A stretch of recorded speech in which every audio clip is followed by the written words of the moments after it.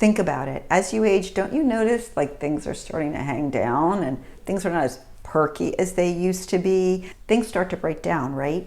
That happens in the brains of dogs and cats as well. There are anatomical changes in the brain where the brain tissue kind of shrinks a little. There's this nasty thing called beta amyloid that lays down in the brain and replaces those really precious parts of the brain that animals need so much to have executive function, right? To really think and to remember things. There's less blood flow to the brain.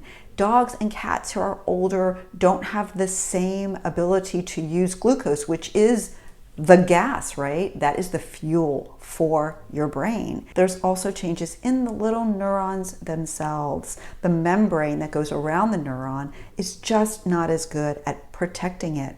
There are less neurons, and the neurotransmitters in the brain, especially ones that modulate mood, kind of decrease. So there's a lot of major changes in the brain as dogs and cats age. But the cool thing is we can screen for these changes, and there's tons of stuff that we can do.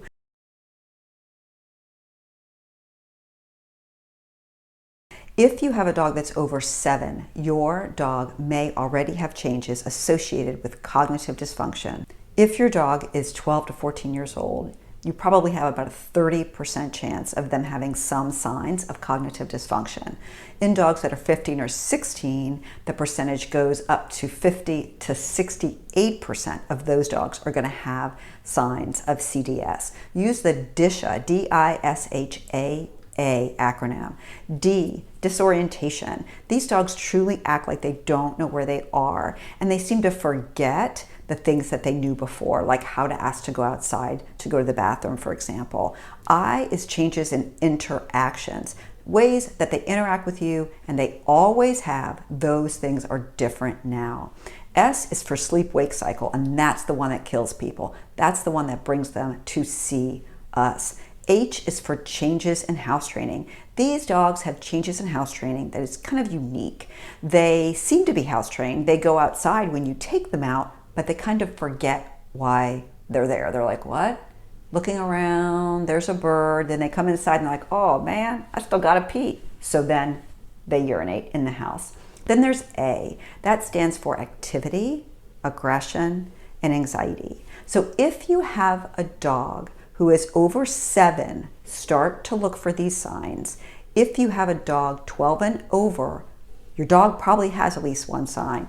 If you have a dog 15 and older, there's a high likelihood that your dog has several signs of CDS. So start to look for changes in those categories we just discussed. You should be looking for signs of CDS in your cat at 10 years or older. And it's just like dogs, that the older the cats get, the more likely they are to have signs of CDS. Cats that are 11 or older have about a 25% chance of having CDS. Cats that are 15 years or older have about a 50% chance of having signs of CDS.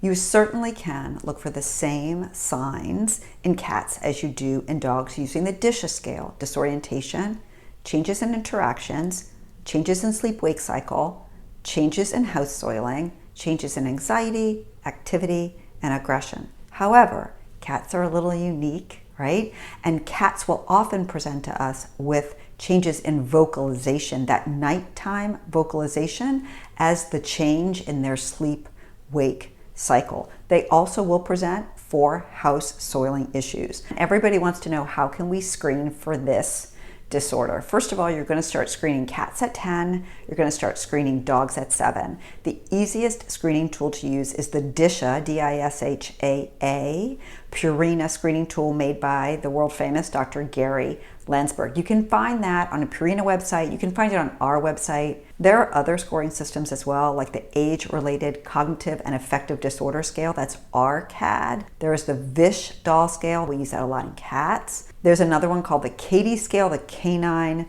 Dementia Scale. So these are all validated scales. You can find out about them online, but if you're looking for that quick and easy scale, you're going to want to use the DISHAA scale that you can find on our website or on the Purina website. Now, how do you use the scale?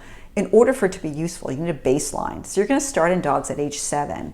filling that thing out, maybe once every 6 months or once a year. Cats, you're going to start at 10 years old. And you're going to want to continue to do that every 3 to 6 months for the lifetime of your pet, because it's really easy to forget. What was my pet doing like 6 months ago? I don't know. I don't even know the pajamas I wore yesterday. I can't tell you what my dog was doing 6 months ago. That's why you need to keep a copy of these, okay? Then when you go to your vet, you can say, hey, look, I rated my dog a 1 on sleep-wake cycle a year ago, and now look, he's a 4. We got a problem. You have to hunt it down. So keep that serial log of your pet scoring so that you can catch things super early.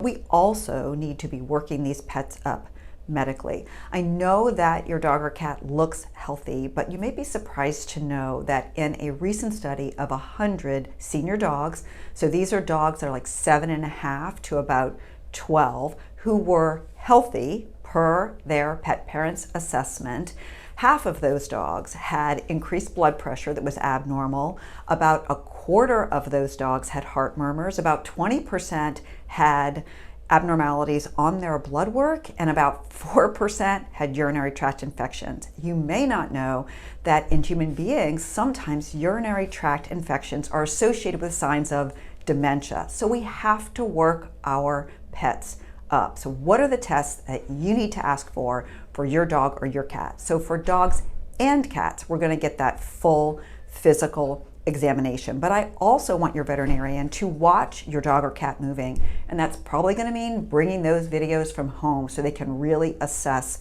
movement. Then we're going to draw some blood. CBC, which is red blood cells, white blood cells, and platelets.